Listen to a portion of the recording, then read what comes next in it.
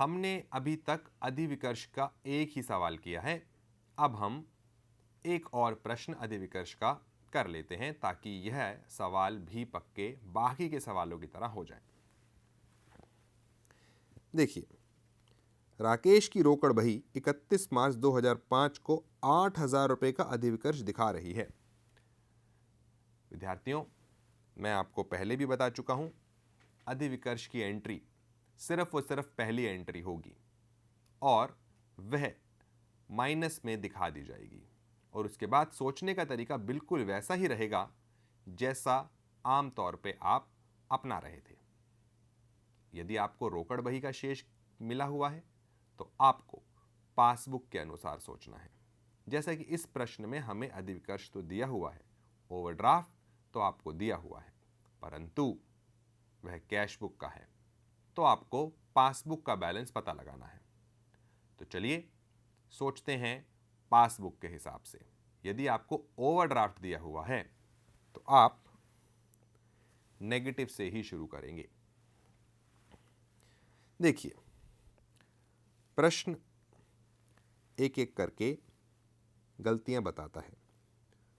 उसने बैंक में 2,000 रुपए का चेक जमा करवाया लेकिन उनका संग्रहण नहीं हुआ। यदि आपने 2,000 रुपए का चेक बैंक में जमा कराया लेकिन वह अभी तक बैंक में प्राप्त नहीं हुआ, इसका मतलब बैंक में शेष कम है। और यदि आपको कैश बुक का शेष दिया हुआ है तो आपको सोचना पासबुक के हिसाब से है।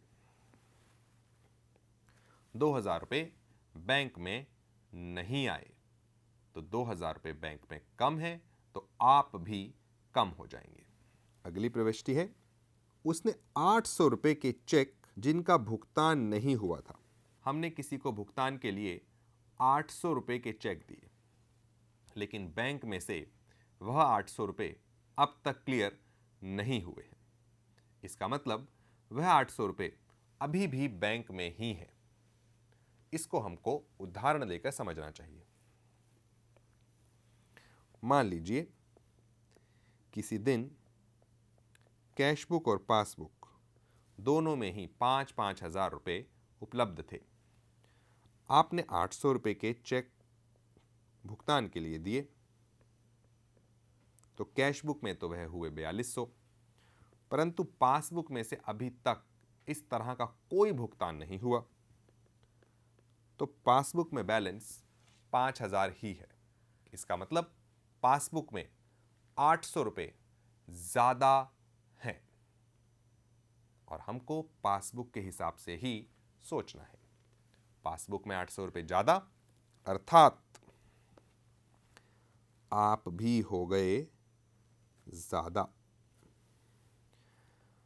अब चलते हैं अगली प्रविष्टि पर।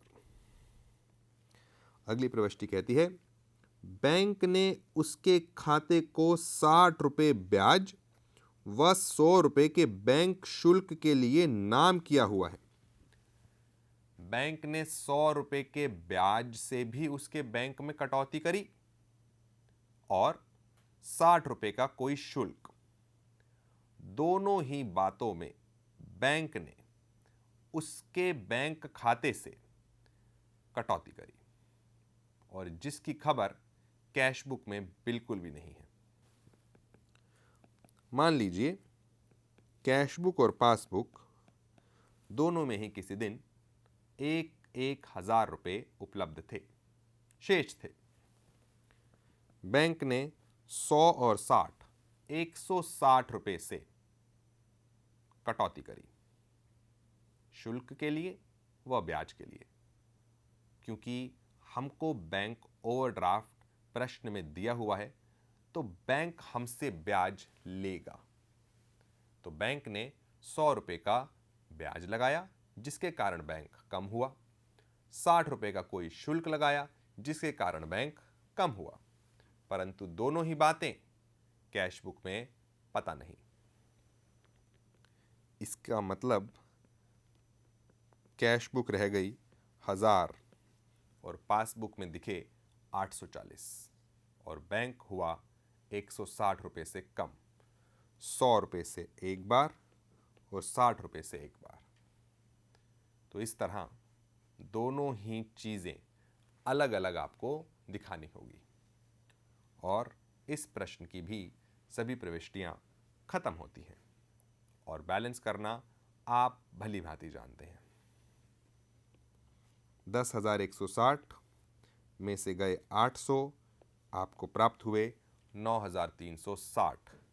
दिया हुआ बैलेंस था रोकड़ बही का, परंतु आपने निकाला बैंक पुस्तिका का।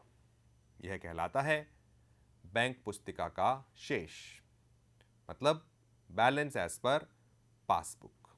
तो इस तरह हमने बैंक समाधान विवरण के सभी तरह के प्रश्नों का हल किया।